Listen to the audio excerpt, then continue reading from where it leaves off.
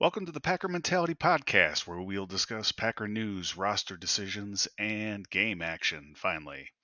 My name is Patrick Horrigan, and I am your host. I am also a Packer shareholder.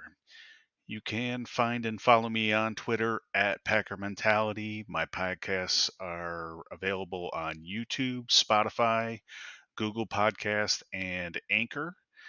And while I'm thinking of it, for my YouTube viewers, please hit the like and subscribe button below. It costs you nothing, I promise, but it does help me.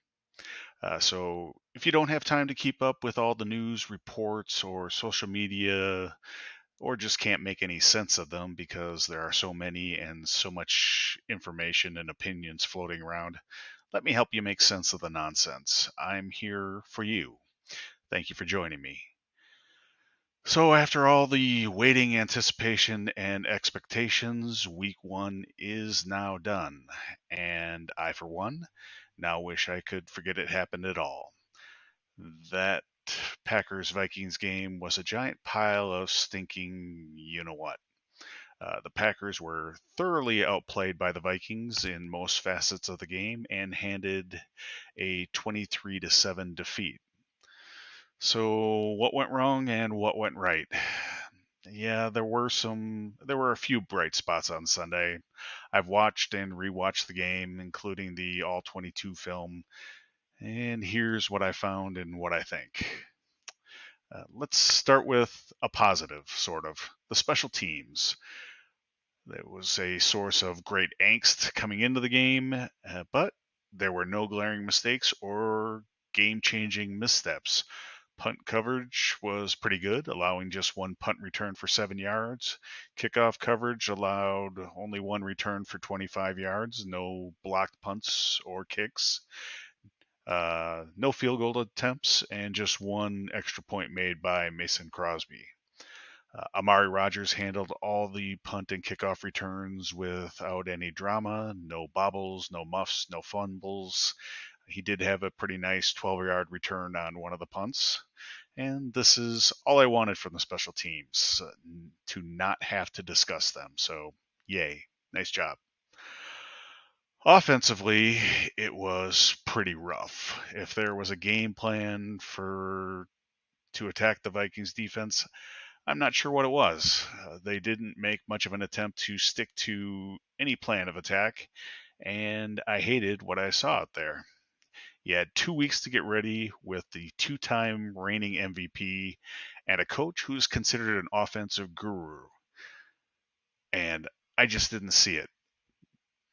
No expertise, didn't look like an MVP, didn't look like an offensive guru, got thoroughly dominated.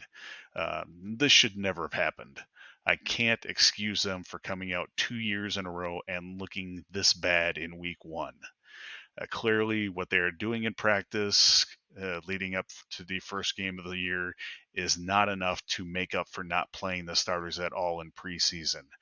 They were not prepared at all. They looked completely out of sync and looked like they hadn't played. Starting up front, the offensive line was bad. We found out on game day that neither Bakhtiari or Jenkins would be playing, but it certainly felt like the rest of the line was not ready either. Yes, the Vikings defensive line is pretty good, but the Packers didn't give themselves a chance. Starting from the left side of the line and moving to the right, the quality of play started at not good and got worse as you moved to the right. With the guard and tackle on the right side being outright bad. That was Jake Hansen and Royce Newman. They weren't good in the preseason, and I was a little surprised they stuck with that combination. Uh, one of these positions at least needs to be replaced, probably by the rookie Zach Tom. He got a little playing time, and when he was in there, they were able to see a little bit more success running the ball. Today they called up Caleb Jones from the practice squad.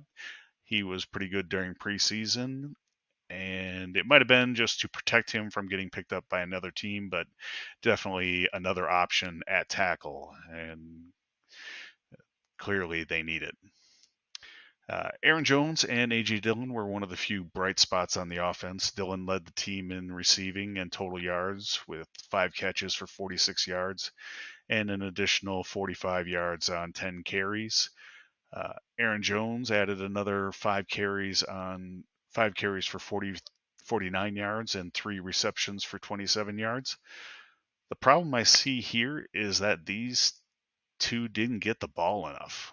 For a team looking for an offensive identity, and they have 2 good running backs, it seems like they would want to focus more on these guys.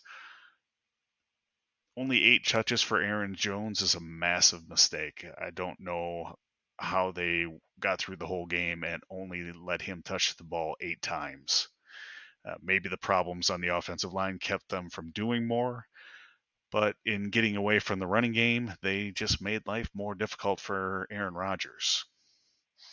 Speaking of Rodgers, he had a very rough day.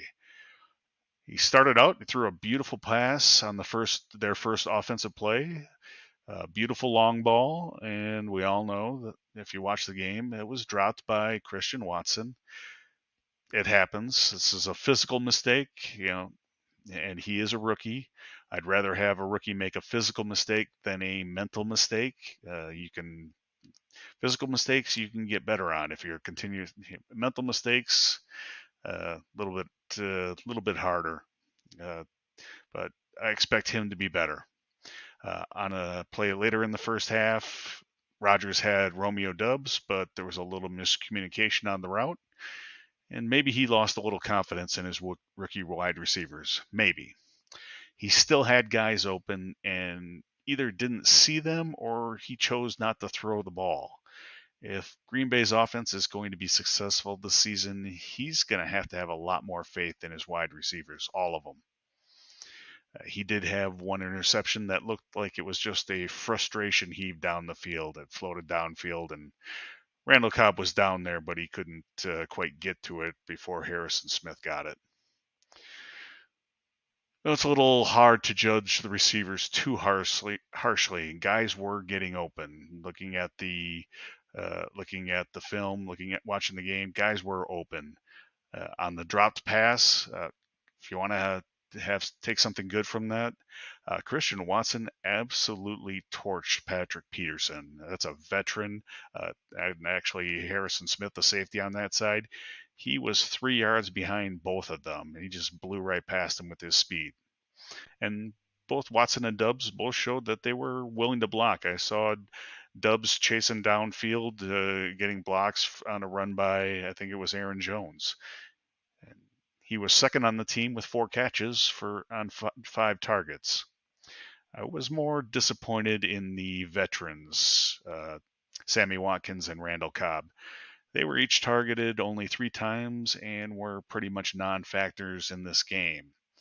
For guys that have the confidence and vote of approval by Aaron Rodgers, that's really disappointing. He didn't, either they weren't where he wanted them to be, or they weren't open, or he didn't have faith in them because he didn't throw them the ball. And I don't see how Allen Lazard is going to elevate what we get from those two going forward. So if you're running out a group of Lazard, Watkins, and Cobb, that is not looking like a group that's going to inspire any fear from anybody, and that's really disappointing. On the defensive side, one more thing on the offense.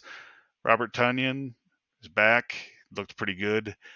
Only got targeted 3 times, but he did look pretty good running out there. I expect more from him going forward. The defense was disappointing, and maybe we've set our expectations too high for them. All that talent that they've been touting, and myself included, I thought that talent and another year under the system would, equal a pretty decent defense. That talent didn't come to play on Sunday. Now, I feel we have to split the blame between the players and the coaches. On one hand, the players made a lot of mistakes. The offense the Vikings run includes a lot of crossing routes. which is what killed the Packers all day. Justin Jefferson running free, on those crossing routes. He's a great wide receiver, and to take nothing against him, he could run pretty much any route, and most guys would have a tough time sticking with him. Give credit to the Vikings coach, Kevin O'Connell, for having his team ready, and he called a great game. He put the Packers secondary in crisis. He made them have to communicate and make switches, and they just didn't do it. And this offense and all those crossing routes should not have been any surprise to the Packers. They've seen it before. They run a version of this offense. I'm fairly sure that 2 weeks was more than enough time for the secondary to learn their assignments on what to do during practice. But on Sunday, they seem to have forgotten them. Adrian Amos and Randall Savage were embarrassingly bad, especially on that one long catch by Jefferson. You saw it. They were turned the wrong way. And a lot of these plays, it looked like Justin Jefferson was out there by himself. Lots of questions and criticism over the past couple days regarding sticking with the zone coverage and not manning up and putting Jair on Justin Jefferson. LaFleur was asked about it, and he said, and I quote, "It doesn't necessarily always work that way. If you just commit to playing man coverage the whole game, sure, you could do it. But they do a nice job of putting him in different positions, whether it's in the slot, whether it's motioning. It seemed like he was in motion quite a bit, just moving him all over the place. You've got to give him credit. They put him in premier spots and attacked our coverage as well." Yes, they did. But you don't have to be in man the whole game. You don't have to be in zone the whole game. Packers, they didn't seem to mix man in all that much, if at all. And that would be my question for the Packers defensive staff: is why didn't they throw in some man, give Jair a chance? When the final stats on the adding to that, when the final stats say that the Packers put pressure on Kirk Cousins, didn't feel that way.